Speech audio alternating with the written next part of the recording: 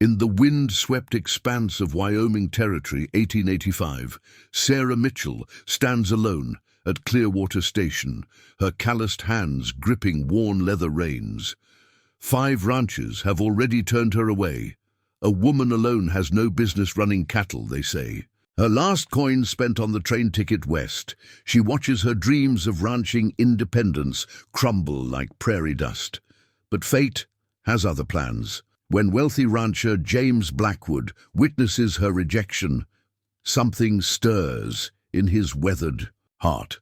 In an unprecedented gesture, he offers her not just a job, but his entire Blue Mesa Ranch, along with a silver ring that promises a future neither of them expected. What drives a successful rancher to entrust his legacy to a stranger? And can 2 souls, scarred by life's hardships, find healing in the vast embrace of the western frontier? Before we jump back in, tell us where you're tuning in from. And if this story touches you, make sure you're subscribed, because tomorrow I've saved something extra special for you. Sarah's thumb traced the worn brass edge of her father's pocket watch, its weight familiar in her palm. Through the scratched crystal face, the hands pointed to high noon, though the watch hadn't ticked in years. The last time it had run was the morning her father died, leaving their modest Colorado ranch buried in debt. The station master's laughter still rang in her ears. "A woman running cattle! Go back east, miss. This ain't no place for your kind." She'd heard those words at every ranch from Cheyenne to Clearwater, but Sarah Mitchell wasn't raised to surrender. Her father's voice echoed in her memory. "The land doesn't care if you're a man or woman. It only responds to respect and hard work." James Blackwood's quiet authority commanded attention as he stepped down from his stallion. Unlike the others, he hadn't dismissed her with mockery. His eyes, the color of summer sage, had studied her with careful consideration. "Miss Mitchell," he'd said, his voice carrying the weight of years on the frontier, "walk with me." The path from the station led them past the general store, where curious faces pressed against dusty windows. James moved with the unhurried confidence of a man who owned not just property, but his place in the world. His silver-streaked hair and weathered face spoke of experience, while his straight-backed posture suggested military service. "Tell me about your experience," he said, not looking at her but ahead, as if reading her answer in the distant mountains. Sarah squared her shoulders. "I ran my father's ranch for 5 years after he fell ill. 200 head of cattle, quarter horses. For breeding, I can break horses, mend fences, and doctor sick calves. I've led cattle drives and negotiated contracts." James nodded slowly, his expression unreadable. "And why here? Why Wyoming?" "Because here, a person can still build something from nothing." She paused, weighing her next words. "My father always said Wyoming was where the real ranching was, where the land could either make you or break you. I aim to let it make me." A ghost of a smile touched James's lips. They'd reached the edge of town, where the road disappeared into the vast prairie. He turned to face her fully, and Sarah noticed the fine lines around his eyes, marks of both laughter and hardship. "Blue Mesa Ranch is 5,000 acres, he said. "Good water rights, strong bloodlines in the herd. It's taken me 30 years to build it." He reached into his coat and withdrew an envelope. "And I'm prepared to sign it over to you." Sarah's breath caught. "Mr. Blackwood, I don't understand." "James," he corrected gently, "and you don't need to understand yet. What you need to know is that I've spent my life building something that matters. Now I need someone who'll carry it forward, someone with the grit to face down every man who ever said they couldn't." He held out the envelope. "The deed's in here, along with something else. A question, really, but that can wait. Until you've proven to yourself what I already see." Sarah's fingers trembled as she took the envelope, its weight seeming to contain all her dreams and an equal measure of terror. "Why me?" James turned back toward the mountains, his profile sharp against the afternoon sky. "Because in all my years, I've learned that the measure of a rancher isn't in their grip on a rope, but in their heart's grip on the land. I saw that in you the moment you stood your ground at that station." He smiled fully then, years falling away from his face. "The rest is just details. The watch in Sarah's pocket seemed to pulse with renewed purpose, as if her father's spirit was urging her forward. She drew herself up, meeting James's gaze with quiet determination. "When do we begin?" "We already have." James gestured toward a dust cloud approaching from the west. "That's my foreman, Thomas, with a wagon. He'll take us to Blue Mesa.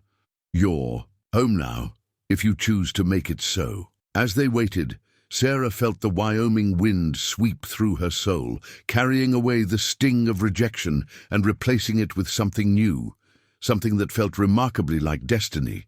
The wagon crested the final hill, and Sarah's breath caught at the sight of Blue Mesa Ranch sprawling before her. The main house stood proud against the backdrop of purple mountains, its weathered logs and wide porch speaking of permanence in a land where little lasted. To the east, cattle dotted the grasslands like scattered copper pennies, while to the west a creek carved its ancient path through stands of aspen. Thomas, the foreman, handled the reins with practiced ease, his silence more contemplative than hostile. He was older than James by a decade, his face carved deep by sun and wind. When he finally spoke, his words carried the weight of careful consideration. "Built most of this with my own hands, alongside Mr. Blackwood," he said, gesturing toward the barn complex. 30 years of sunrise to sunset. You understand what that means, miss?" Sarah met his weathered gaze. "It means this land is more than just property to you.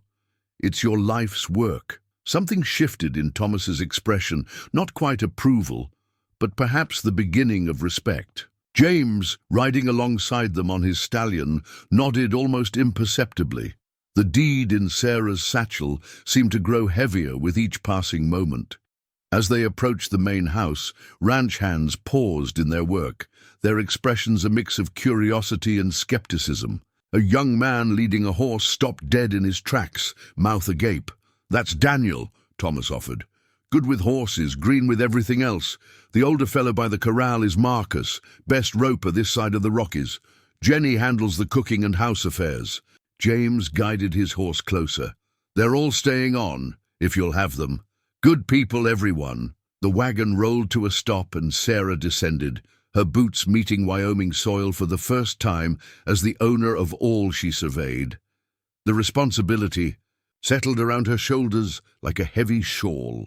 Inside the main house, James led them to his study. Afternoon light filtered through clean windows, illuminating walls lined with leather-bound ledgers. A massive oak desk dominated the room, its surface neat but for a single document. "The formal deed," James explained, moving behind the desk. "Need to sign it proper with witnesses." He paused, his hand hovering over the paper. "There's something else you should know, Sarah." She stood straighter, preparing herself. "This ranch. It's not just land and cattle. It's a legacy of promises. To the hands who've given their lives to it. To the merchants in town who depend on our business, to the families who've homesteaded nearby, counting on our water rights being managed fair." His eyes met hers. "You won't just be running a ranch. You'll be holding up a corner of the world for a lot of good people." Sarah moved to the window, looking out over the property. A young ranch hand was showing Daniel how to properly coil a rope, the lesson delivered with patience and quiet authority. Near the kitchen, Jenny was hanging laundry, pausing to wave at a passing rider. "My father used to say that a ranch is like a spider's web," Sarah said softly. "Touch one strand and the whole thing moves. You have to tend to every connection, every relationship." She turned back to James. "I understand what you're offering and what it means." Thomas, who had been standing quietly by the door, stepped forward. "Means more than that, miss. Mr. Blackwood here. He's not just signing over land. He's trusting you with his dream." James pulled out the chair behind the desk, gesturing for Sarah to sit. "Your dream now, if you want it." He placed a pen beside the deed, along with everything that comes with it. Sarah's fingers found her father's watch again as she sat down. Through the window, she could see the mountains turning gold in the late afternoon light. Somewhere in the distance, a cow bawled, and the sound grounded her in the reality of the moment. With steady hands, she picked up the pen, her signature. flowed across the page like water over stones, smooth, deliberate, permanent. As she finished the final letter, a sense of rightness settled over her, as if the very land had exhaled in approval. "Well then," James said quietly, adding his own signature as witness. "Welcome home, Miss Mitchell." Thomas stepped forward to add his name, and it was done. Sarah Mitchell, who only yesterday had stood rejected at the station, was now the owner of Blue Mesa Ranch. The weight of the deed in her hands felt like a promise, not just to herself, but to every person whose life was woven into the fabric of this land. And somewhere, deep in her heart, she felt her father smiling. Dawn found Sarah in the study, surrounded by leather-bound ledgers, dating back to the ranch's founding. She'd been up since before first light, her father's pocket watch keeping her company as she pieced together Blue Mesa's financial story. The numbers painted a complex picture, one that explained James's unorthodox decision more clearly than words could have. The ranch was solvent, but only barely.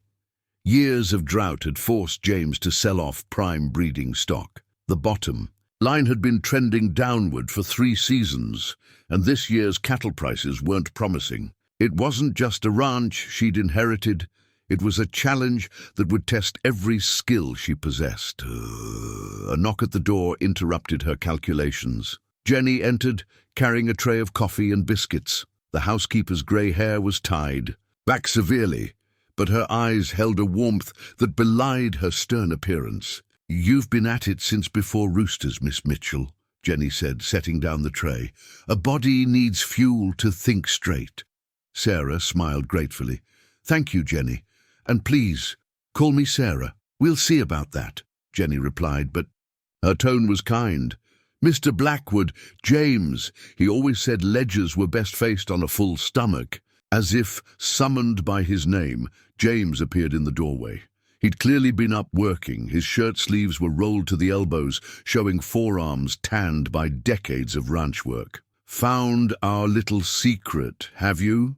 Sarah gestured to the books. "The drought hit harder than you let on yesterday. Didn't want it coloring your decision."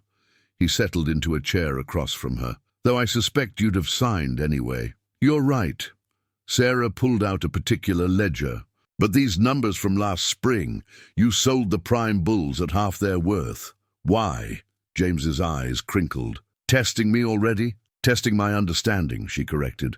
"Every decision here affects what I can do going forward." "Fair enough." He leaned forward, pointing to a different entry. "Miller's spread north of here. He was about to lose everything. Those bulls at that price let him rebuild his herd. Now he's one of our strongest allies." Sarah nodded slowly. "Building relationships, not just profit." "The land out here," James said, "it's not like back east. We survive by holding each other up. Miller's son is marrying Thomas's niece come spring. His cousin supplies our grain at fair prices, drought or no. It's all connected." A commotion outside drew their attention. Daniel came running up to the porch, out of breath. "Miss Mitchell, the new stallion. He's gotten loose in the south pasture. Marcus says he's working up the mares something fierce." Sarah was on her feet instantly, but James remained seated, watching her. This was her first test as owner, and they both knew it. "Jenny," Sarah called, already moving. "Have Thomas meet me at the stables, Daniel. I need to know exactly which mares are in that pasture." The young hand rattled off names as they strode across the yard. Sarah's mind was already 3 steps ahead. This wasn't just about catching a horse, but about establishing her authority with the hands and protecting valuable breeding stock. She found Thomas already mounted, holding the reins of a second horse. To her surprise, it was Spirit, James's personal mount. The stallion's coat gleamed in the morning sun, his breeding evident in every line. "Mr. Blackwood sent word," Thomas explained. "Said you'd need his best." Sarah swung into the saddle, feeling the horse's eagerness. "The loose stallion, thundercloud, what's his temperament?" "Proud," Thomas answered, spurring his horse alongside hers. "More spirit than sense, if you ask me." They rode hard to the south pasture, where Marcus was keeping watch from the fence. The scene was exactly what Sarah had feared. Thundercloud was harassing the mares, his black coat lathered with sweat. He's working himself into a frenzy, Marcus called. Tried getting close, but he's not having it. Sarah studied the situation, remembering similar challenges from her father's ranch. Thomas, take the east side. Marcus, west. Don't push him. Just hold the boundaries. She gathered her reins. I'll give him something else to think about. What followed was a dance as old as horsemanship itself. Sarah worked Spirit in ever-tightening circles around Thundercloud, drawing the stallion's attention away from the mares. The horse fought her strategy at first, but Spirit's presence demanded respect. Gradually, Thundercloud's movements became less erratic. Sarah kept her pressure steady, neither advancing nor retreating, until finally the stallion stopped, sides heaving, and looked at her with something like recognition. "That's it," she murmured. "Remember who you are."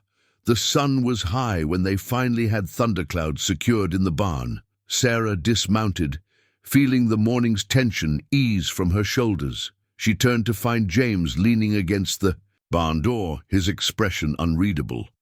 "Good horse, Spirit," she said, patting the stallion's neck. "Good rider," James replied quietly. "Good leader, too." Their eyes met, and Sarah felt something shift between them. Respect deepening into something. Warmer, though neither was ready to name it. The morning's ledgers seemed far away now, but she understood better than ever that running Blue Mesa would require both head and heart, numbers and instinct, strength and subtlety. She had chosen this life, with all its challenges. And watching Thundercloud settle into his stall, Sarah knew she wouldn't have it any other way. The broken fence post stood like an accusation against the dawn sky. Sarah ran her hand along the splintered wood, feeling the story of its failure in the grain. The entire north line would need replacing before winter, not just a repair, but a complete rebuild. Behind her, she could sense the ranch hands shifting uneasily, waiting to see how she'd handle her first major project. "Won't hold through another season," Marcus said, stating what everyone could see.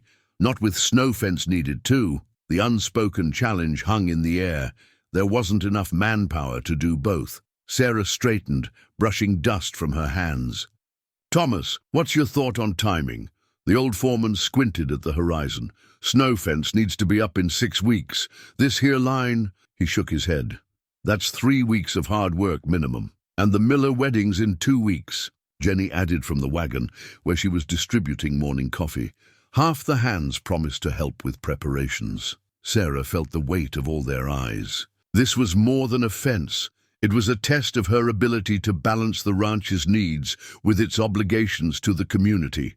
She reached into her pocket, touching her father's watch for courage. "Show me the snow fence line," she said. They rode out together, the morning sun painting long shadows across the grass. The existing snow fence was a simple affair, posts and rails designed to control drifting.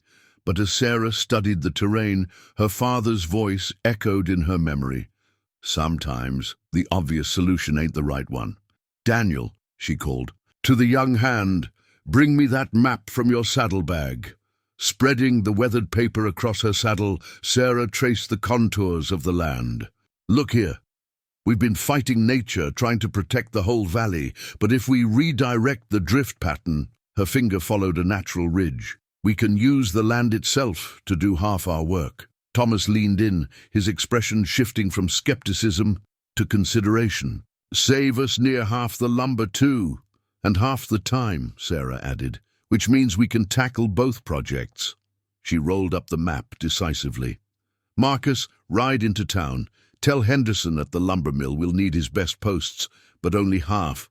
What we originally planned. Thomas, get the men started on pulling the old north line. We'll reuse what we can." As the hands dispersed, Sarah caught James watching from the rise behind them. He'd been doing that more often lately, observing from a distance, letting her find her own way. But this time, he rode down to join them. "Clever solution," he said, falling in beside her as they rode back. "Though Henderson won't be happy about the reduced lumber order." "Already thought of that," Sarah replied. "We'll need twice as much come spring when we expand the corrals. Better for him to keep our business long term." James chuckled. You're learning the territory's ways quick. Had a good teacher back home, she said softly. My father always said ranching was about reading both the land and the people. They worked through the heat of the day, Sarah right alongside the men. Her hands blistered and healed, then calloused over. The ranch hands' initial reluctance gave way to respect as they saw her skill with a post-hole digger and her willingness to share their labor. By the end of the first week, the new snow fence design was taking shape. Even the skeptics had to admit it worked better than the old way. Sarah overheard Daniel telling Jenny at supper, "Never seen anything like it. She knows her business, sure enough." The north line progressed steadily, too. Sarah introduced a rotating schedule that let hands alternate between fence work and wedding preparations. It meant longer days for everyone, but no one complained. They could see their new boss shouldering the same burden. One evening, as the sun painted the mountains gold, Sarah found James examining the first completed section of snow fence. His hand ran along the weathered wood, much as hers had done that first morning. "You've won them over," he said without turning, "not just with cleverness, but with respect for what matters to them." Sarah moved to stand beside him, their shoulders almost touching. "The ranch isn't just land and cattle," she said, echoing his words from weeks ago. "It's people, community." "And you?" James asked quietly. "What is it to you?" She looked out over the valley, at the hands heading in for supper, at the cattle grazing peacefully under the evening sky. "It's becoming home," she answered truthfully. His hand found hers briefly, a touch as light as prairie grass in the wind. Then he mounted up, leaving her to watch the sunset paint the new fence line in shades of promise. That night, Sarah added her own entry to the ranch ledger. Not just numbers, but a simple line. "Today we built more than fences." Her father's watch ticked softly beside the book, marking time in a place that was finally beginning to feel like where she belonged. The letter arrived with the morning mail, its expensive paper and precise handwriting at odds with its crude message. Sarah read it twice at her desk, her father's watch ticking steadily beside her, before calling Thomas into the study. "Cattlemen's Association's called a meeting," she said, handing him the letter. "Seems there's concern about Blue Mesa's new management." Thomas's weathered face darkened as he read. "Bradford," he spat the name like a curse. "Always did think he should have gotten this spread when his daughter tried to catch Mr. Blackwood's eye 5 years back." Sarah raised an eyebrow, and Thomas had the grace to look abashed at revealing old gossip. But the information illuminated something she'd been wondering about. Is that why James never married? Local politics? Partly. Thomas handed back the letter, but mostly because he was waiting for someone who saw the ranch the way he did, as something more than just property to acquire. The implications of that statement hung in the air, but Sarah had more immediate concerns. Bradford's gathered quite a few signatures, all demanding a review of the deed transfer. "Legal's legal," Thomas growled. "They can't undo it." "No, but they can make running this place a lot harder." Sarah stood, decision made. "Ride out and find James. He needs to hear this." They found him by the creek, working with Daniel on water management. The young hand had proven eager to learn, and James had taken to teaching him the complex system of water rights that kept peace between neighboring ranches. Sarah watched them for a moment before interrupting. James had a natural way of teaching. Patient, thorough, but expecting excellence. It reminded her of her father, and the thought warmed her even as the letter weighed heavy in her pocket. "James," she called softly, "we need to talk." He read the challenge in her voice and sent Daniel on his way. Sarah handed him the letter without comment, watching his face as he read. His expression hardened but didn't show surprise. "Been expecting something like this," he said finally. "Bradford's had his eye on Blue Mesa's water rights for years, thought he could pressure me into selling after the drought hit, and now he thinks a woman running the ranch gives him another chance to grab. Them." Sarah kept her voice steady, but anger simmered beneath. James's eyes met hers. "You're not just any woman, Sarah. You're the one person in the territory who might actually expand this operation instead of selling it off piece by piece. Is that why you chose me? The question had been burning since Thomas's revelation. I chose you because you have dirt under your nails and ledger ink on your fingers, James said quietly, because you see both the business and the beauty of this land. He paused, something softening in his expression. The fact that you're making Bradford nervous just proves I was right. Thomas, who had been silently watching the exchange, cleared his throat. Meeting's set for Saturday. Whole association'll be there. Then we'd better be prepared. Sarah straightened her shoulders. James, I need to know everything, every deal, every agreement, every handshake that's kept peace in this valley. And then I need you to let me handle this my way.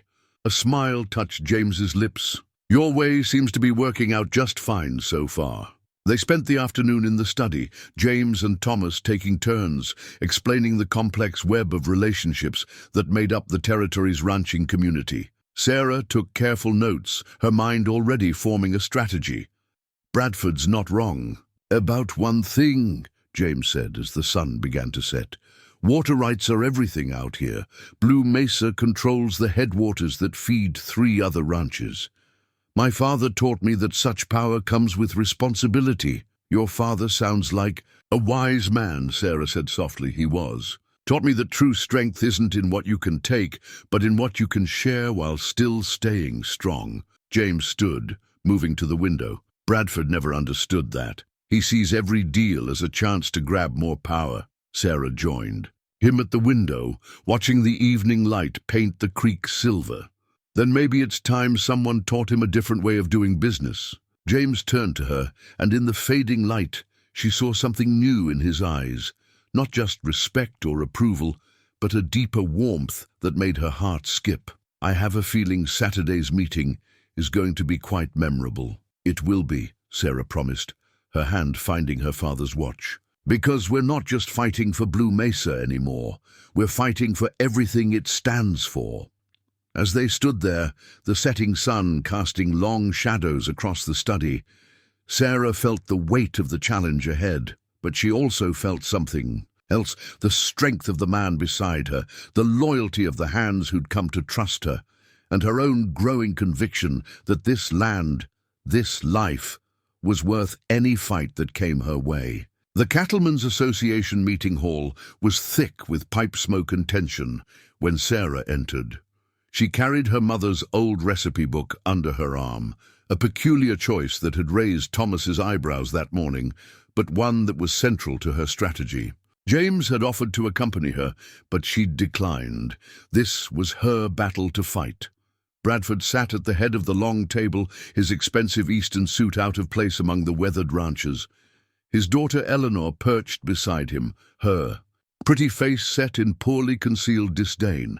Around them sat 20 of the territory's most influential ranchers, their combined holdings representing nearly 500,000 acres. Miss Mitchell, Bradford's voice dripped false courtesy, how kind of you to join us, though traditionally these meetings are for property owners. Sarah set her recipe book on the table with deliberate care. Then I'm exactly where I should be, Mr. Bradford, or did you miss the deed registration at the county office? A few chuckles scattered through the room. Bradford's face tightened. The legitimacy of that deed transfer is precisely why we're here. The association has concerns about Blue Mesa's future under such unusual management. Unusual? Sarah kept her voice level. I wasn't aware that competence had a gender, Mr. Bradford, but since you mention the future, let's discuss it. She opened the recipe book, and several men leaned forward, curious. My mother taught me that a good ranch wife keeps 2 kinds of books, Sarah continued, her finger tracing down a page. One for feeding bodies, and one for feeding the future. This here's her book of agreements.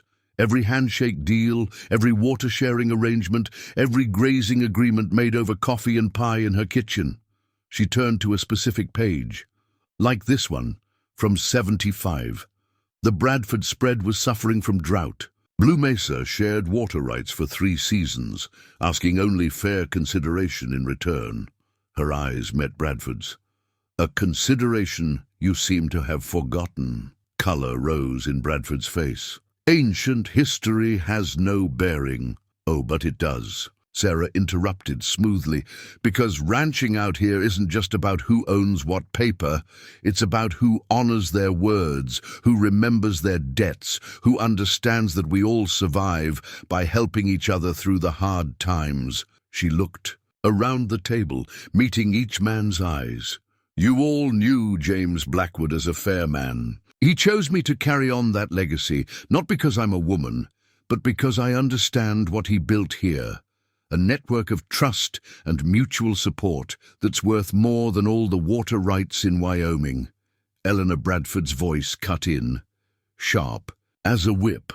Pretty words don't change the fact that you're an outsider who somehow convinced James to what, exactly? Sarah's tone could have frozen a summer stream. To trust someone who sees ranching as more than a way to acquire power. To choose a successor who's actually worked the land instead of just profiting from it. Old Man Miller, whose spread bordered Blue Mesa to the north, cleared his throat. Bradford, way I hear it, her innovations with the snow fence design saved half the lumber costs. My boy says she's out there working alongside the hands, knowing every acre like she was born to it. And she honored the agreement about the Miller. Wedding preparations, another rancher added, kept her word even while rebuilding the north line fence. Sarah opened her recipe book to another page. Speaking of agreements, I've been reviewing the water sharing arrangements. I see opportunities to improve efficiency for everyone's benefit. She began laying out a plan that would increase water access for 3 neighboring ranches, while actually reducing Blue Mesa's maintenance costs. As she spoke, she saw the shift in the room. These men might have come ready to support Bradford's power play, but they were businessmen first. Her proposal made sense, and more importantly, it showed she understood the delicate balance of cooperation that made ranching possible in this unforgiving land. Bradford tried one last gambit. The deed transfer itself was irregular, no payment recorded, The payment was in trust, Sarah cut in quietly. Trust that I would honor what James Blackwood spent 30 years building. Trust that I would see Blue Mesa not as property to exploit, but as a responsibility to uphold. She closed the recipe book gently. Now, gentlemen, shall we vote on my membership in this association, or should we discuss how my water management proposal can benefit all our spreads before the summer's out? The vote was unanimous, save for Bradford and his daughter. As Sarah left the hall, she heard Old Man Miller say, James sure knew what he was doing with this one. Outside, she found James waiting with the wagon, his face questioning. Sarah allowed herself a small smile. Mama always said the quickest way to a man's sense was through his memory of deals made over good food and fair words. James helped her. Up to the seat, his hand lingering on hers. You've done more than win their votes, Sarah. You've won their respect. As they drove back toward Blue Mesa, Sarah felt the recipe book in her lap. Her mother's wisdom merged with her father's watch. In her pocket, guiding her toward a future that felt more right with each passing day. The storm came without warning, rolling down from the mountains like God's own fury.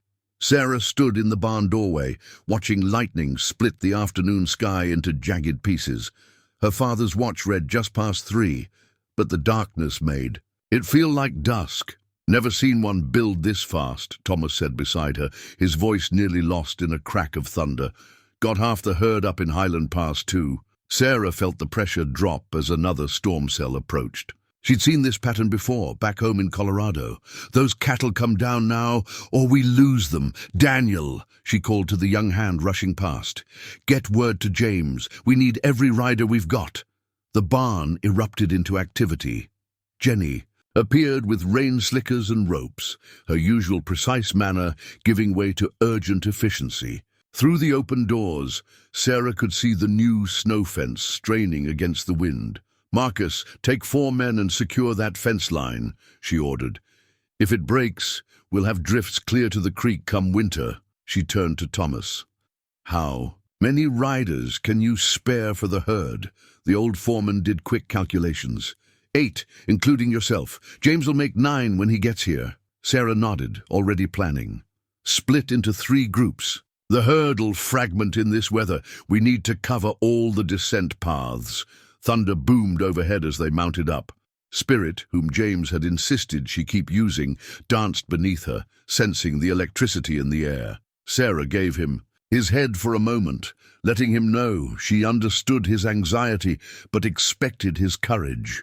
They rode out into stinging rain, the wind cutting through their slickers like icy knives. Sarah led her group up the western trail, the horses struggling against the mud. Above them, lightning illuminated the pass in stark flashes, revealing glimpses of panicked cattle. "There!" she shouted over the wind. A group of steers had broken away, heading toward treacherous ground. Sarah spurred Spirit forward, feeling him respond with all his breeding and training. They cut through the storm like a knife, reaching the cattle just as they approached the cliff edge. Hours blurred together in a chaos of rain, mud, and desperate maneuvers. Sarah lost count of how many times they turned the cattle back from danger, how many close calls they survived. Her world narrowed to the rhythm of Spirit's movements, the sound of her own voice cutting through the storm, the trust she placed in her horse and her hands. Through it all, she caught glimpses of James working the eastern slope, his experience showing in every move he made. Once their eyes met across a ravine, and something passed between them, a recognition of shared purpose, shared courage, shared dedication to the land and its demands. The crisis point came near dusk. The main herd, finally driven down to lower ground, spooked at a massive lightning strike. Sarah saw the stampede beginning, saw James and two others in its path. Without thinking, she drove Spirit straight into the herd's flank, splitting their momentum. James understood instantly, working with her to create a corridor of escape. When it was over, they found themselves in the valley bottom, soaked to the skin, but with the herd intact. The storm was moving east, leaving behind a landscape transformed by mud and debris. Sarah did a quick count of riders, all present, though Daniel sported a nasty gash on his arm. "Jenny's got the surgery warm," James said, riding up beside her. His face was streaked with mud, but his eyes held a fierce pride. "Did a head count as they came down. We didn't lose a single one." Sarah felt the exhaustion then, but also something else, a deep satisfaction that came from facing nature's worst alongside people she trusted. "The snow fence?" "Standing strong," Marcus reported, appearing through the gloom. "Though we lost part of the barn roof." They rode back together, the tired horses picking their way through the mud. Sarah saw lights in neighboring spreads, reminding her that they weren't alone in this fight. Already she was planning. Which hands would help Miller check his herd tomorrow? Who would ride to Bradford's to make sure they had enough hands for repairs? At the barn, James helped her dismount, his strong hands steady despite the day's trials. "You rode like you were born in that saddle," he said softly. "I had a good horse under me," Sarah replied, patting Spirit's mud-caked neck, "and good people beside me." They stood there a moment, the air between them charged with something more powerful than the storm's electricity. Then Jenny called from the house about hot coffee and bandages needed, breaking the spell. Later, after all the hands were tended to and fed, Sarah made an entry in the ranch ledger. Beyond the numbers of cattle saved and damages sustained, she wrote, "Today, Blue Mesa's heart proved stronger than the storm." She closed the book and listened to the rain's gentle aftermath, knowing that tomorrow would bring new challenges, new repairs, new opportunities to prove that a ranch's true strength lay in its people.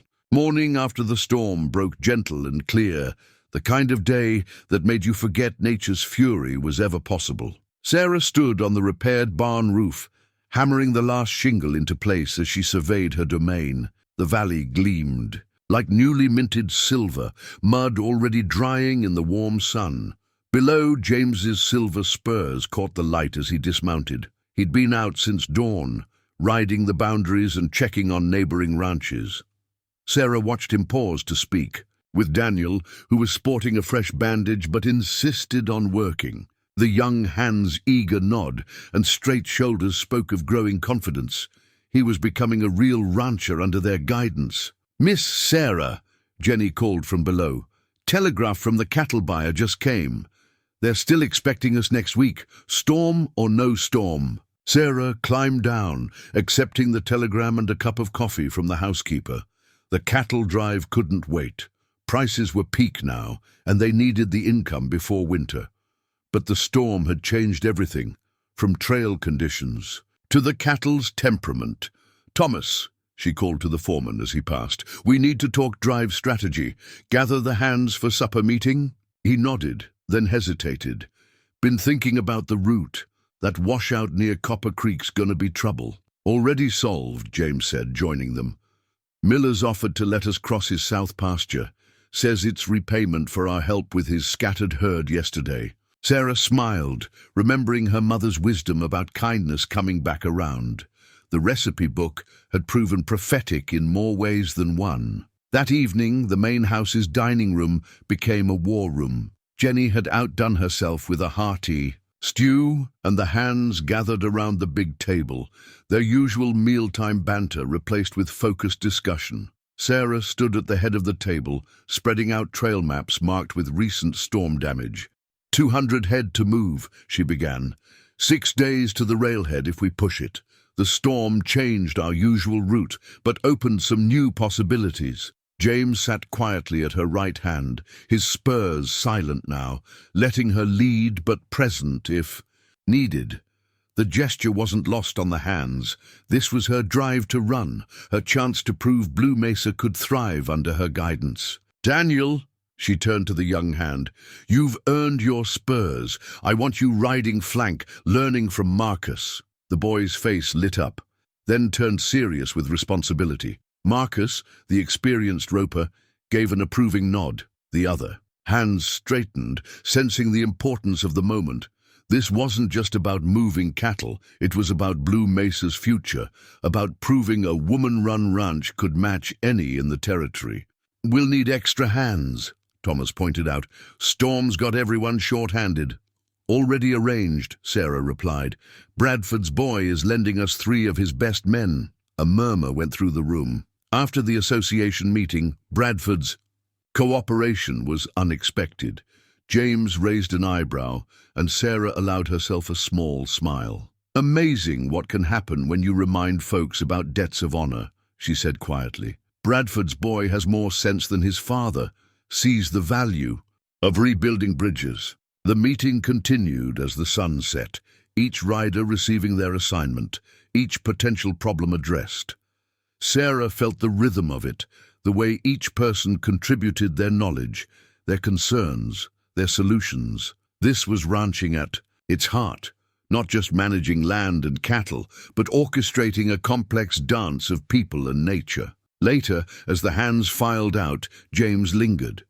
He removed his spurs and placed them on the table between them. In the lamplight, their silver. Surfaces told stories of countless rides, countless drives, countless decisions that had built Blue Mesa. "These were my father's," he said softly. "He gave them to me on my first drive as trail boss, said they weren't about showing off or making noise, but about the music of work done right." He pushed them toward her. "They belong to Blue Mesa's. E boss now?" Sarah touched the spurs gently, understanding the weight of what he offered. Not just tools, but tradition, trust, and something more personal that neither of them was quite ready to name. "I'll wear them with honor," she said. "You already have," he replied, and in his eyes she saw the same future she'd been dreaming of, one where Blue Mesa thrived, where tradition and progress danced together like wind through prairie grass, where 2 people who loved the land could build something lasting. Outside, a chuck wagon was being loaded for the drive, horses were being chosen and checked, supplies counted and stored. The hands moved with purpose, their confidence in their new boss proven by storm and strengthened by respect. Sarah listened to the symphony of preparation and knew that whatever challenges the trail might bring, Blue Mesa's heart was strong and its future secure. The old photograph fell from between the pages of a ledger as Sarah was preparing the books for the cattle drive. Sepia-toned and carefully preserved, it showed a younger James in military uniform, standing beside a distinguished older man in rancher's clothes. Their matching eyes and proud bearing left no doubt they were father and son. Sarah was still studying it when James appeared in the study doorway. He paused, seeing the photograph in her hands, then entered and closed the door. Behind him, "Taken right before I left for the war," he said quietly, settling into the chair across from her. "Father wanted a proper portrait, said a man should be remembered at his best. You came back to run the ranch." Sarah kept her voice gentle, sensing the weight of memory in his words. "Came back to bury him."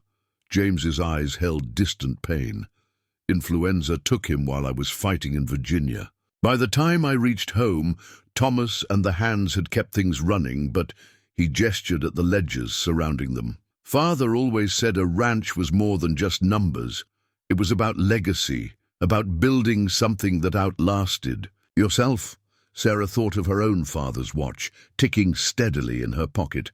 "Is that why you never sold, even during the worst of the drought?" "Partly." James stood, moving to the window where the evening sun painted the mountains in shades of amber. "Father built this place understanding something Bradford never learned, that true wealth isn't in what you own, but in what you nurture. Every hand he hired, every neighbor he helped, every agreement made on a handshake, it all went into making Blue Mesa more than just acres and cattle." Sarah joined him at the window, the photograph still in her hand. "And now you've passed that legacy to a stranger." "No." His voice was soft but certain. "To someone who understands what it means. I watched you that first day at the station, Sarah. You didn't just want land, you wanted to build something lasting. Every decision you've made since has proven I was right." The setting sun caught the silver in his hair, reminding her of how time passed, how choices shaped lives. "Your father would be proud," she said, "not just of what you built, but of how you chose to preserve it." James turned to her then, and something in his expression made her heart skip. "There's more to preserve than just the ranch, Sarah. More to build than just a business." The space between them seemed to shrink, charged with unspoken possibilities. Sarah felt the weight of his father's spurs on her belt, the significance of the photograph in her hand, the way their shared vision for Blue Mesa had grown into something deeper. A knock at the door broke the moment. Jenny entered with coffee and a concerned expression. "Telegraph from the railhead, Miss Sarah. Storm damage has the trains running 2 days behind." Sarah shifted smoothly back into ranch business, though she felt James's gaze linger. "That actually helps us. Gives the trails time to dry out before we move the herd." They spent the next hour adjusting drive schedules and feed calculations, but something had changed. The photograph sat on the desk between them, a reminder of foundations built and futures waiting to be shaped. Later, as James prepared to leave for his evening ride, he paused in the doorway. "Father's birthday would have been next week. I usually ride up to Summit Point. You can see the whole ranch from there. Would you join me?" The invitation carried weight beyond a simple ride. Sarah thought of all the layers of history and hope bound up in Blue Mesa, of how James had entrusted her with not just his land, but his father's dream. "I'd be honored," she said softly. After he left, Sarah carefully placed the photograph back in the ledger. But first, she noted the way young James stood in his uniform, straight-backed and clear-eyed, already carrying the sense of responsibility that would shape his life. The same sense she felt now, not just for the ranch's success, but for the happiness of the man who had trusted her with his legacy. She touched her father's watch, thinking how proud he would be to see her now, not just surviving, but building something meaningful. The harvest moon was rising over Blue Mesa, full and golden, promising abundance for those who worked with faith and patience. In the distance, she heard James's horse heading out on boundary patrol. Tomorrow would bring the challenges of the cattle drive, but tonight, under the harvest moon, Sarah allowed herself to dream of more than just business success. She dreamed of a future where legacy and love might grow together, as natural as prairie grass after rain. The land dispute notice arrived on a wind-whipped autumn morning, carried by a nervous young lawyer from the territorial office. Sarah recognized Bradford's influence in the carefully worded challenge to Blue Mesa's northern boundary lines. A clever attack disguised as a simple administrative review.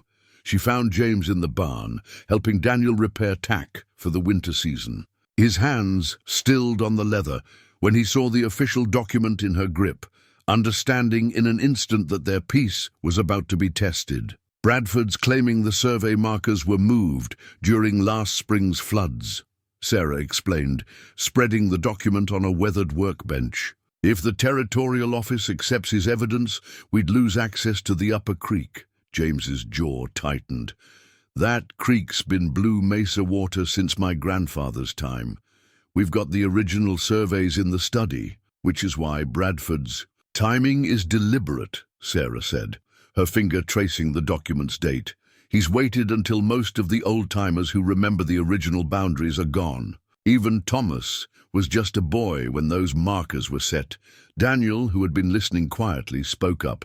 My pa used to say Bradford never met a piece of paper he couldn't twist to his advantage. James nodded approvingly at the young hand's insight. Go fetch Thomas. He'll want to hear this. Once Daniel had gone, James moved closer to Sarah, his voice low. I should have warned you. Bradford's tried this before, different angles, always in autumn, when ranches are vulnerable before winter. You couldn't have known he'd try again so soon. Sarah touched his arm gently. But I need to understand. What happened last time? A shadow crossed James's face. 5 years ago, he claimed grazing rights on our south meadow. I was distracted. His daughter Eleanor was always around, hinting at marriage, while Bradford worked to undermine our boundaries. By the time I saw the pattern, we almost lost 50 acres. The piece of his past clicked into place. Why he'd stayed single, why he'd been so careful about trusting the ranch to someone who understood its value beyond mere property. Thomas arrived with Daniel, his weathered face darkening at the sight of the dispute notice. Should have known Bradford wouldn't let that association meeting be the end of it. He's counting on the new territorial judge not knowing the history, Sarah said. But there might be an advantage in that. James, where are those original surveys? They moved to the study, where decades of Blue Mesa's paperwork lived in careful order. While James and Thomas searched for the surveys, Sarah opened her mother's recipe book, turning to a section she'd added herself. Here, she said, drawing their attention. Notes from Mrs. Bradford's quilting circle. 3 years before the flood, Bradford's claiming moved the markers. She specifically mentions the creek boundary because they gathered watercress there. James's eyes lit with understanding. Social history, not just legal documents. Bradford wouldn't think to challenge that.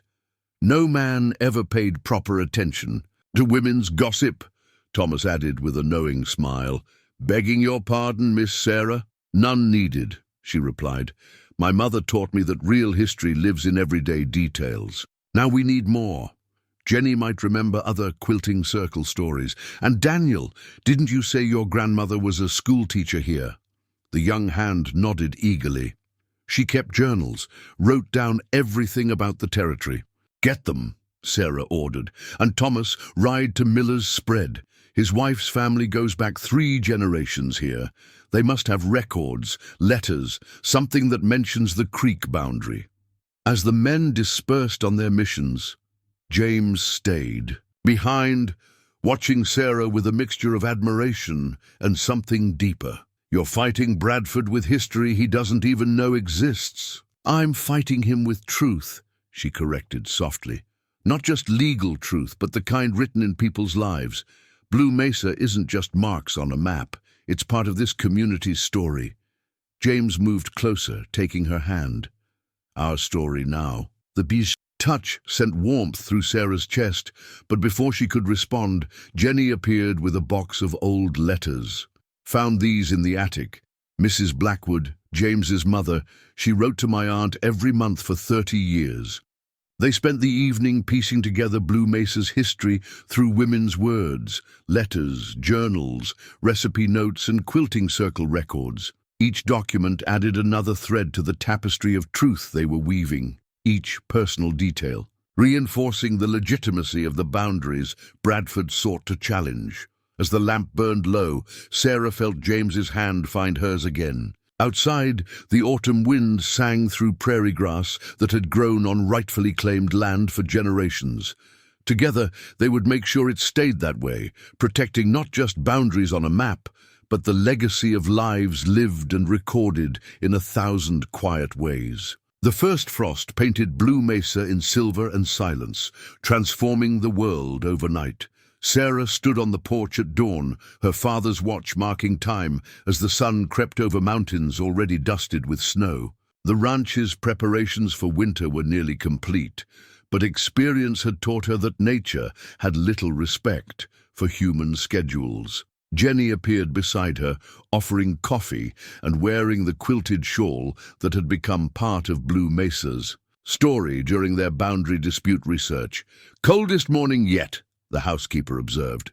"Might be our last chance to finish the high pasture fencing before real winter sets in." Sarah nodded, thinking of the work ahead.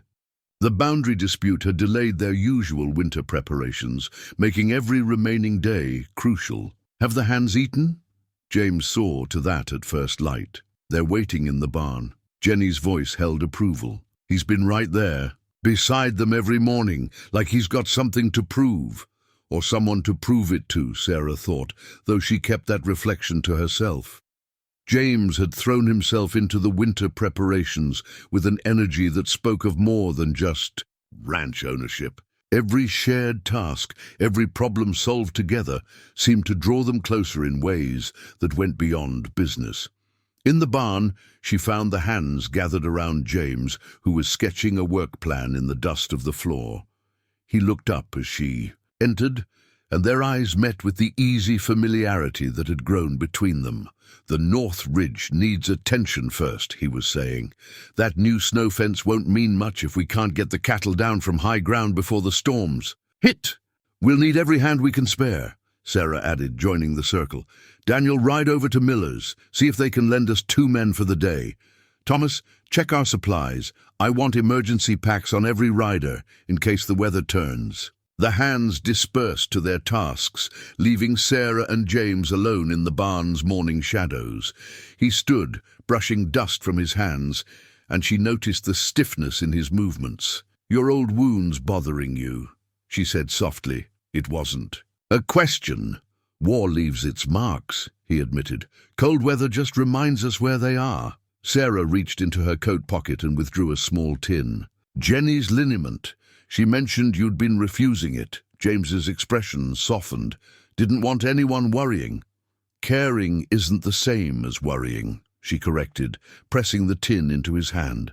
Their fingers touched, lingered, spoke volumes. In the quiet moment, the day unfolded in a rhythm of shared work and unspoken understanding. Sarah and James rode the high pastures together, their horses' breath clouding in the crisp air as they checked fence lines and guided cattle toward lower ground.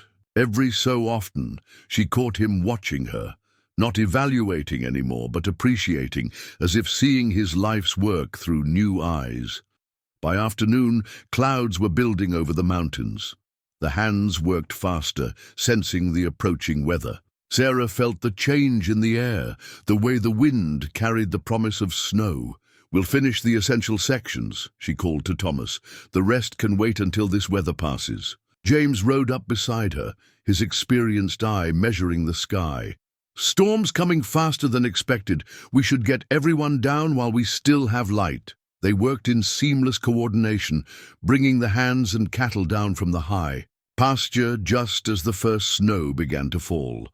By the time they reached the ranch, the world was white and wild, the wind driving snow in horizontal sheets. In the warmth of the main house, Jenny had prepared hot coffee and stew for the returning workers. Sarah watched as James helped Daniel with his frozen boots, showing the young hand tricks learned from long experience with Wyoming winters. Later, after the hands had gone to their quarters and Jenny had retired, Sarah found James in the study.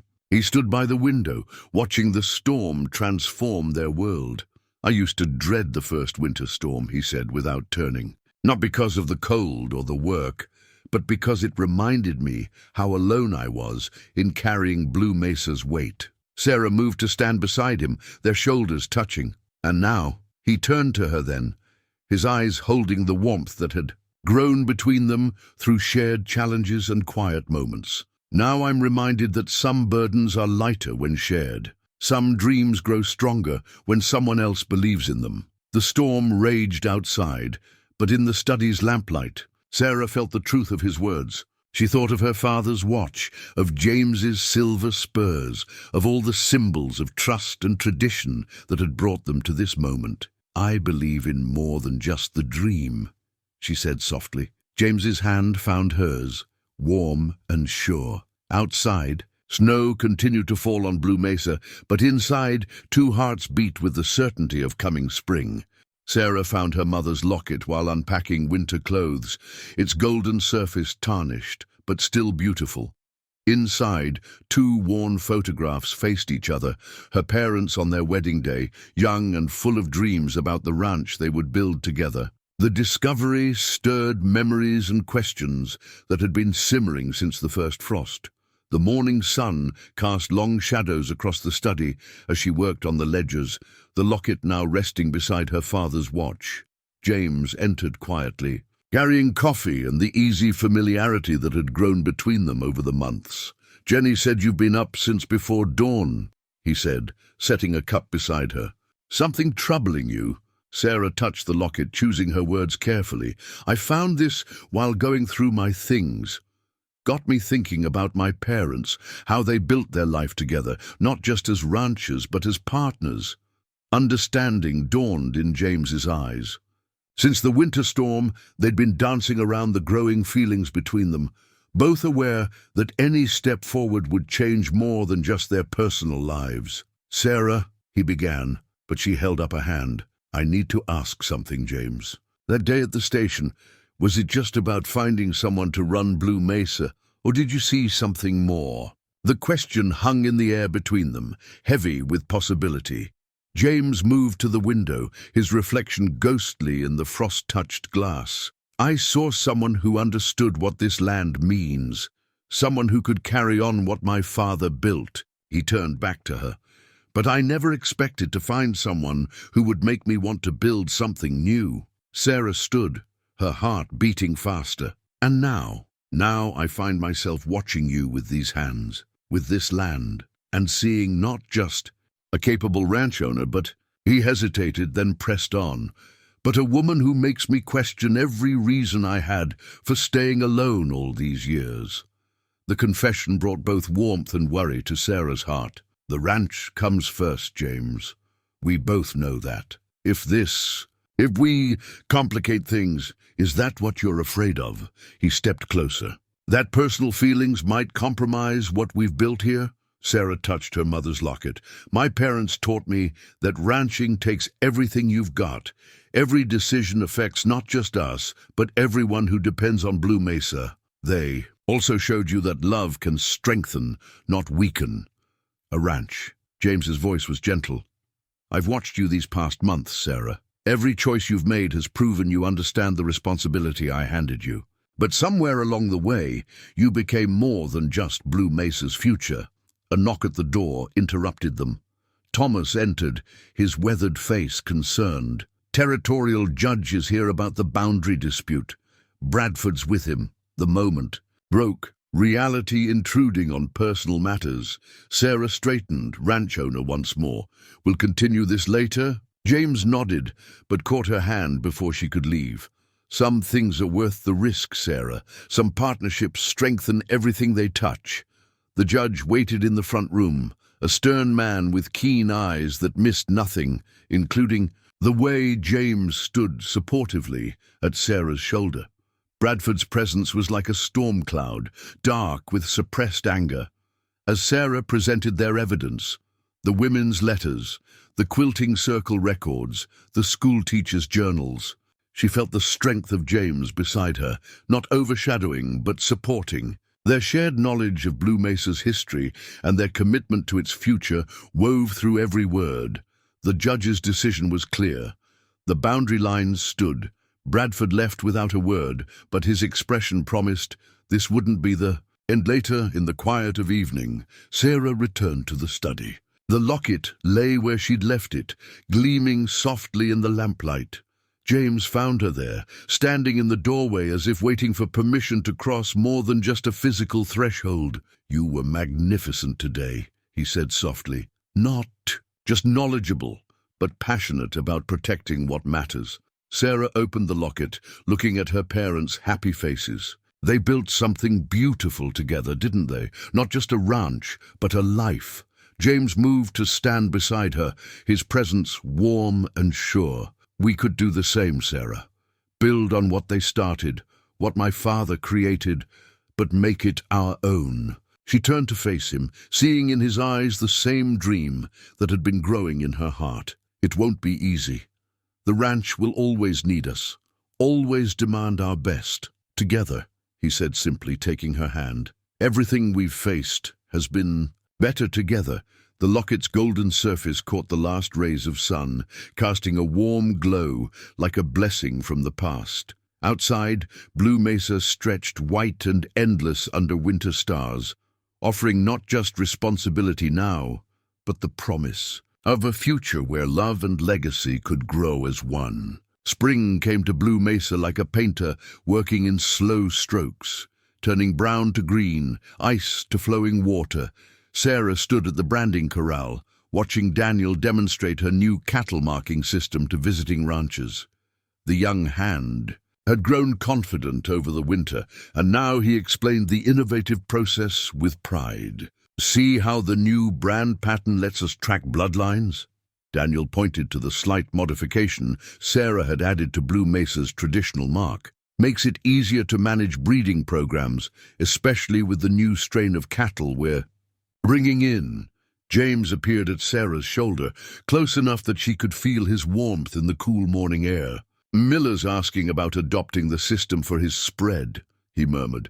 "Says it'll revolutionize how we track heredity in the territory." Sarah smiled, remembering the night she'd sketched out the idea in the study, James offering suggestions while they worked late into the evening. Their partnership had deepened through the winter months, personal and professional lines blurring into something stronger than either alone. "Speaking of Miller," she said, turning to face James, "his offer on that South Valley grazing land, I think we should accept." James raised an eyebrow. "Thought you wanted to expand our own grazing?" "I did.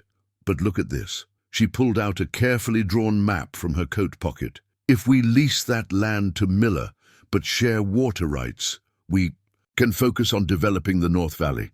Better soil there for the new grass seed we're testing." He studied the map, and Sarah watched understanding dawn in his eyes. The plan would strengthen both ranches while preserving resources for future growth. It was the kind of long-term thinking that had drawn them together in the first place. "Clever," he said softly. "Like something my father would have done. Like something we're doing," she corrected gently. Together. Their eyes met, and Sarah felt the familiar flutter in her chest. Since their conversation over her mother's locket, something had shifted between them. Every shared decision, every problem solved as partners, drew them closer to an inevitable conclusion. Thomas interrupted with news about the spring cattle count. The numbers were better than expected. Sarah's breeding program was already showing results. As they discussed the figures, she noticed James watching her with quiet pride. Later, they rode out to inspect the North Valley. The spring sun warmed their shoulders as their horses picked their way through new grass. Sarah had worn James's silver spurs, their gentle jingling a reminder of the legacy they now shared. "I've been thinking," James said, as they crested a rise overlooking the valley, "about the future, about changes." Sarah's heart quickened, but she kept her voice steady. "What kind of changes?" He guided his horse closer to hers. "The kind that make official what we've both known for months now. The kind that turn partnership into..." He hesitated, then pressed on. Into family. Sarah turned to him, seeing in his face the same mix of hope and certainty she felt in her own heart. James, let me finish, he said gently. I watched you all winter, leading these hands, innovating, building on everything my father created. You've made Blue Mesa more than I ever dreamed it could be. But more than that, you've made me realize what I've been missing all these years. He reached into his coat and withdrew a small box. I had this made in town. The silvers from my mother's favorite brooch, but the design... He opened it to reveal a ring that incorporated elements of both their cattle brands, woven together, in an eternal circle.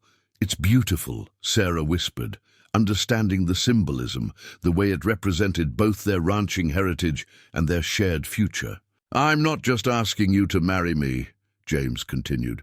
I'm asking you to help me write the next chapter of Blue Mesa's story, not as owner and predecessor, but as true partners in everything. Sarah looked out over the valley, where new grass promised summer abundance. She thought of her parents' ranch, of James's father's legacy, of all the threads of history that had woven together to bring them to this moment. She touched her father's watch, then reached for the ring. Partners, she said softly. In everything. James slipped the ring onto her finger, and its weight felt right, like the final piece of a long-forming picture falling into place. Below them, Blue Mesa stretched out like a promise, its future as bright as the spring sun catching on her new ring. They rode home together, planning and dreaming, their horses walking close enough for their legs to touch. The ranch hands, seeing the ring, exchanged knowing smiles. Jenny wiped tears with her apron, and Thomas cleared his throat gruffly before shaking James's hand. That evening, Sarah added a new entry to the ranch ledger. Beyond the day's figures and calculations, she wrote, "Today, two brands became one, and Blue Mesa's future grew broader than any horizon." The ring on Sarah's finger caught the early morning light as she read Bradford's latest letter. The paper was expensive, the words carefully chosen, but the message was clear. Surrender Blue Mesa's water rights or face a coordinated campaign to undermine the ranch's standing with cattle buyers across 3 territories. James found her in the study, her father's watch open beside the letter. One look at her face told him everything.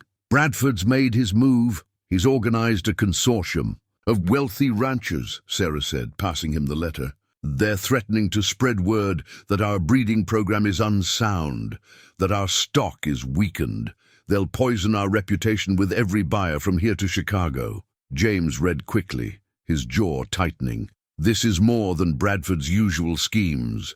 Someone's backing him with serious money. Eleanor, Sarah's voice was certain. I heard from Jenny that she's engaged to a railroad magnate's son. This isn't just about water rights anymore. It's about building an empire.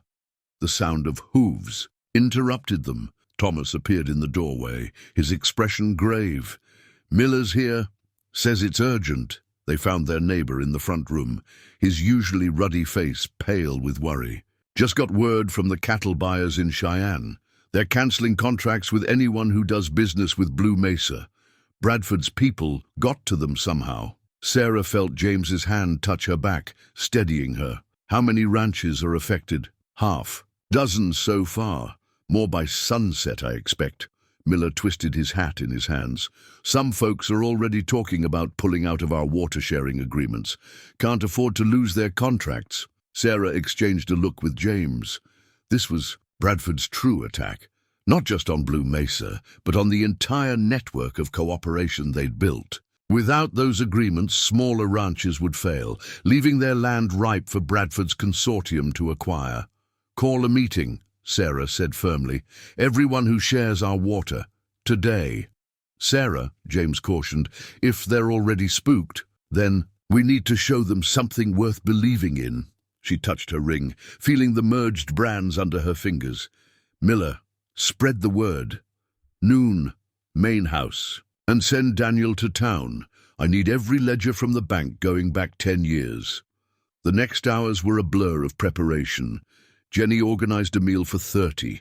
understanding that breaking bread together could soften hard hearts. Thomas and the hands prepared the barn for the meeting, while Sarah and James pored over ledgers and water tables. As noon approached, wagons and riders appeared on every trail leading to Blue Mesa. Sarah watched them arrive, noting the worry on their faces, the way they gathered in uncertain clusters. These were good people, proud ranchers who'd built their lives on trust and cooperation. James stood beside her on the porch. "Ready?" She squeezed his hand in answer, then stepped forward to address the crowd.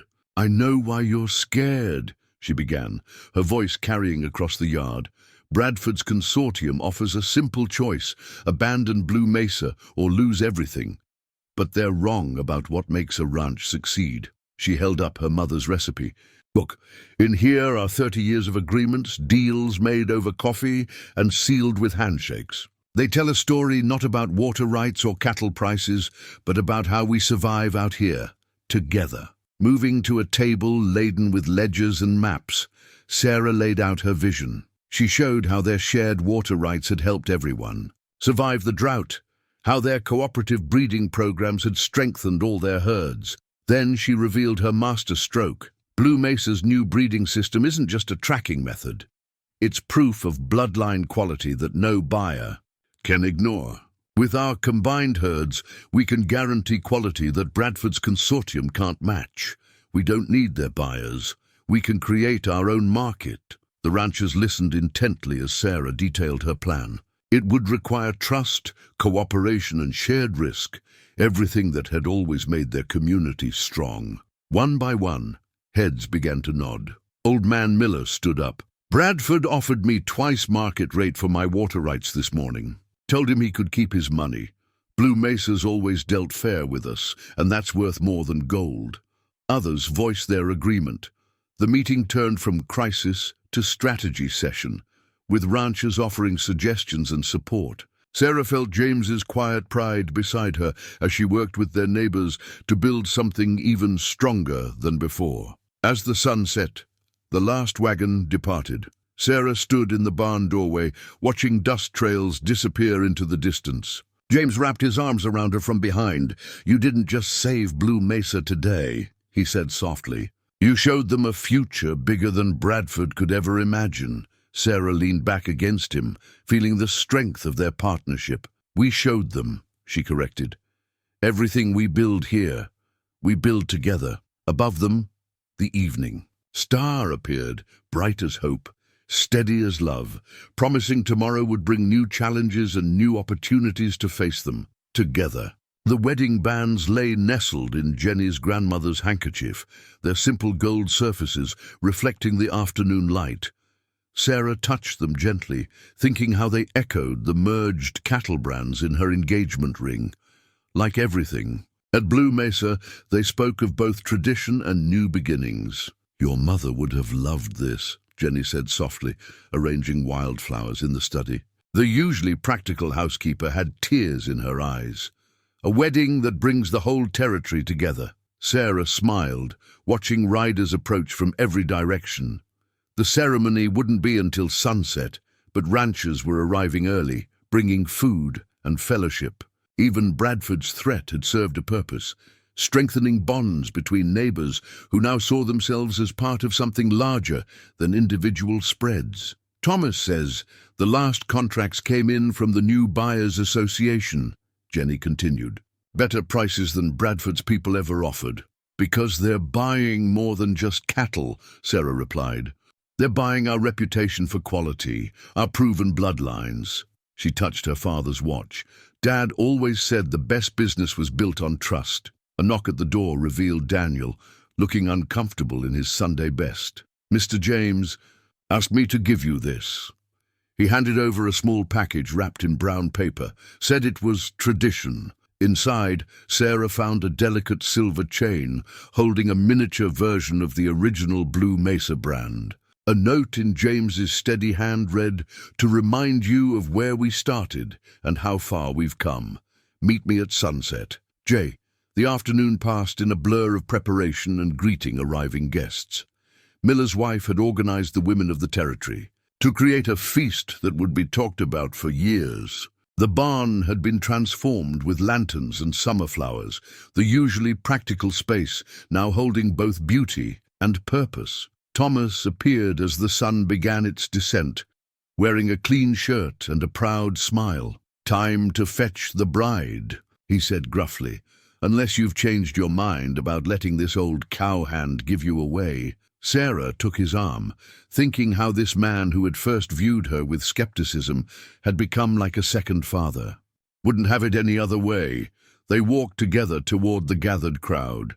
Sarah saw faces that had once looked at her with doubt, now shining with acceptance and joy. Daniel stood tall among the hands, wearing James's old silver spurs, a gift marking his promotion to full rancher status. Jenny dabbed at her eyes with an apron corner while directing last-minute arrangements. Then Sarah saw James, waiting beneath an arch of woven prairie grass, and everything else faded away. He wore his father's watch chain and a look of quiet wonder that made her heart skip. As she reached him, he took her hands in his, their matching rings catching the golden light. The territorial judge, who had once upheld their boundary rights, now stood ready to bind their lives together. But first, James spoke words they had prepared. "When I offered you Blue Mesa," he said clearly, his voice carrying to all gathered, "I thought I was preserving my father's legacy. Instead, you showed me how to build something greater, a future where tradition and progress dance together like wind through summer grass." Sarah's response came from her heart. "I came here seeking land to work and found a home to love. You trusted me with your father's dream, and I promise to honor that trust as we write the next chapters together." The judge smiled. A partnership, already proven in deed, now to be blessed in word. The rings, they exchanged the simple bands that meant so much, their hands sure and steady. As the judge pronounced them married, the setting sun painted Blue Mesa in shades of promise. The celebration that followed was everything their community represented. Abundant food shared with genuine warmth, music rising from talented hands, stories and laughter mixing with plans for the future. Bradford's consortium had sought to divide them. Instead, they had forged something unbreakable. Later, as lanterns glowed and dancers swirled in the barn, Sarah and James stood on their porch. Her head rested on his shoulder, their rings gleaming softly in the evening light. "Happy?" he asked, softly. Sarah looked out over their land, no longer his or hers, but truly theirs. The evening star shone bright above the mountains, and from the barn came the sound of joy unleashed. "More than happy," she answered. "Content, like everything that came before was leading us here." James's arm tightened around her. "Not just us, all of them too." He gestured to their celebrating guests. "You've given them something to believe in, a way to face the future together." "We did that," she corrected gently. "And we're just getting started." Above them, the stars emerged one by one, witnesses to promises made and kept, to a love as deep as the land and as strong as the community they had built together at Blue Mesa. The new ranch sign caught the morning light, its fresh paint declaring Blue Mesa Ranch, James and Sarah Blackwood, in proud, steady letters. Sarah traced the ampersand with her fingers, feeling how it bound their names together, just as their shared vision united their lives. 1 month into their marriage, and already the rhythm of their partnership felt as natural as breathing. "Daniel's done a fine job with that sign," James said, riding up beside her. "Though I notice he put your name in slightly bigger letters than mine." Sarah laughed, hearing the warmth in his teasing. "He claims it was an accident, but Jenny says he's still grateful for those silver spurs you gave him." They rode together toward the North Valley, where their experimental breeding program was showing remarkable results. The morning air carried the promise of summer abundance, and all around them, Blue Mesa flourished under their combined care. "Letter came from the Cattlemen's Association," James mentioned as they rode. "They want us to present our breeding tracking system at the Territorial Conference. Seems word has spread beyond our little valley." Sarah nodded, unsurprised. Their success had begun drawing attention from ranchers as far away as Montana. "I've been thinking about that. What if we offered more than just the tracking system? We could share our whole approach, water management, community cooperation, everything we've built here." James reined his horse closer, their legs touching as they rode. "Starting a revolution in ranching, Mrs. Blackwood. Building a legacy, Mr. Blackwood," she corrected gently. "Your father understood that real strength comes from lifting others up. We're just taking that wisdom further." They crested a rise overlooking the valley where their new strain of cattle grazed. The animals were everything they'd hoped for: hardy, well-muscled, and perfectly adapted to the Wyoming range. But it was more than just good breeding that made them special. These cattle represented the future Sarah and James were creating together. "Thomas mentioned Miller's boy is interested in learning our methods," James said. "Thought we might take him on, teach him like my father taught me, and like you taught Daniel," Sarah added. "We could do more of that. Train young ranchers in more than just cattle handling. Teach them about cooperation, about building communities instead of empires." A rider appeared on the horizon, Daniel himself, moving with the confidence of a full rancher now. He carried news about the water-sharing system they'd implemented after defeating Bradford's scheme. More neighboring ranches wanted to join, seeing how it had helped everyone through the dry spell. "It's working better than we hoped," Daniel reported proudly. "Even Bradford's son came by yesterday, asking if they could participate. Says his father's consortium is falling apart. Seems nobody wants to fight success." Sarah and James exchanged knowing looks. They'd heard Bradford was retiring, leaving his spread to his son, who, thankfully, had more of his mother's wisdom than his father's ambition. "Tell him he's welcome to join," Sarah decided. "The past is past. It's the future we're building now." They spent the morning reviewing operations, their complementary strengths making decisions flow naturally. James's years of experience balanced perfectly with Sarah's innovations, creating solutions neither could have developed alone. Near noon, they paused by the creek where James had first taught Daniel about water rights. A young family was picnicking nearby. New settlers who'd arrived last week, drawn by Blue Mesa's growing reputation as a place where hard work and cooperation were valued above all. "Remember that day at the station?" James asked softly. "When you stood there, refusing to give up on your dreams." Sarah touched her father's watch, now paired with her mother's locket around her neck. "Seems like another lifetime. I was so focused on proving myself, on finding my own piece of land to work. And instead you found a whole community to build." James took her hand, their rings catching the sunlight. "We both did." They rode back, as afternoon shadows lengthened, discussing plans for the territorial conference. The main house came into view, smoke rising warmly from Jenny's kitchen chimney. Thomas was teaching a group of young hands the proper way to mend tack, while Daniel led Miller's boy through the intricacies of the breeding records. "It's more than we dreamed, isn't it?" Sarah said, taking in the scene of purposeful activity. "This blend of old wisdom and new ideas, of personal success and community growth." James helped her down from her horse, holding her close for a moment. "It's exactly what we dreamed, just bigger, and it's only the beginning."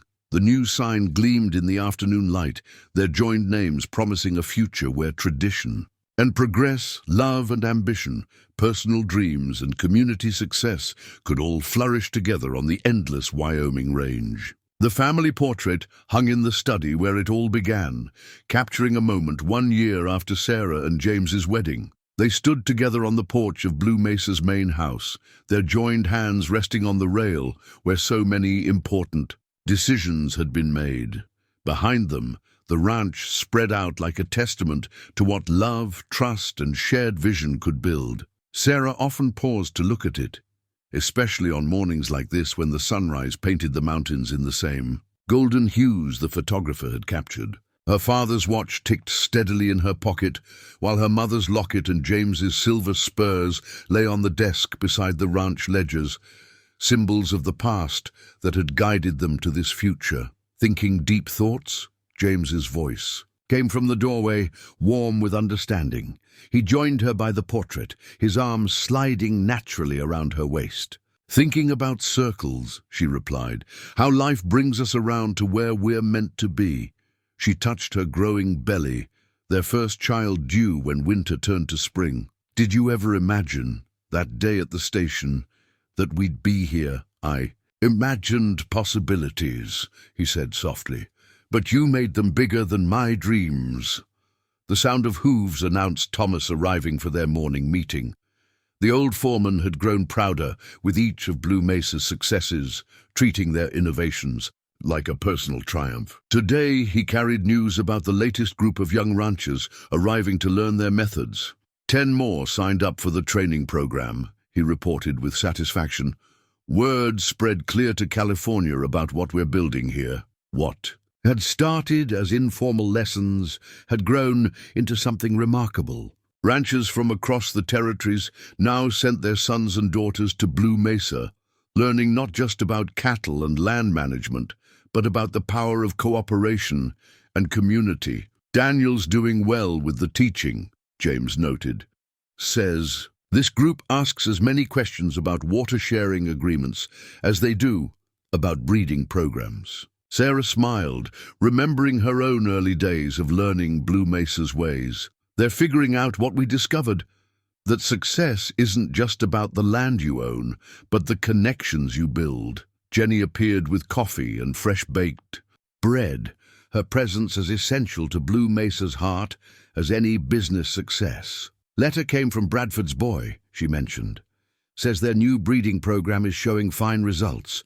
Wants to thank you both for the guidance."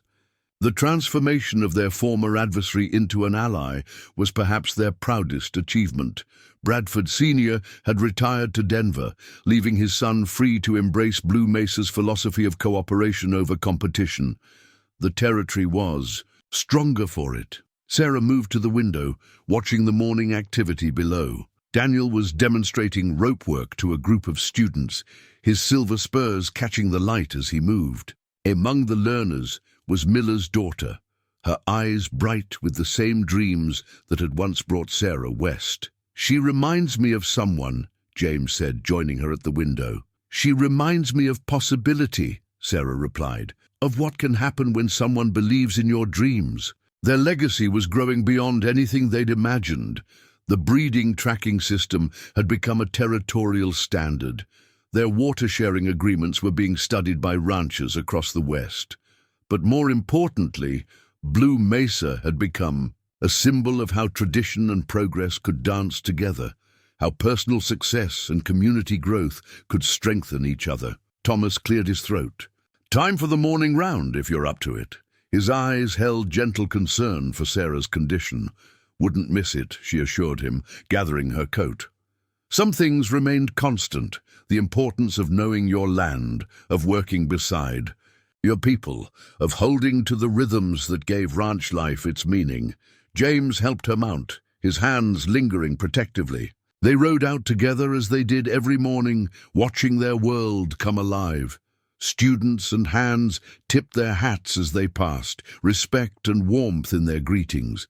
The cattle in the near pasture showed the distinct marks of their breeding program, strong and healthy against the Wyoming sky. At the top of the rise, they paused. Below them, Blue Mesa spread out like a living map of their shared dreams. The new buildings they'd added, the expanded corrals, the carefully managed pastures, each improvement bore the mark of their partnership. "Full circle," Sarah said softly, feeling their child move within her. "From a woman alone at a station to this." James took her hand, their rings catching the morning light. Not alone anymore. Never alone again. They sat their horses together, watching the sun climb higher over their shared domain. The future stretched before them like the endless Wyoming prairie, full of promise and possibility. What had begun as one man's trust in a stranger's dreams had grown into something extraordinary, a legacy of love, wisdom, and community that would echo through generations. Sarah touched her father's watch one last time, then turned toward Home, there was work to be done, lessons to teach, dreams to nurture, and they would do it as they had done everything since that fateful day at the station, together, making their own luck, writing their own story, building their own heaven. On the high plains of Blue Mesa Ranch,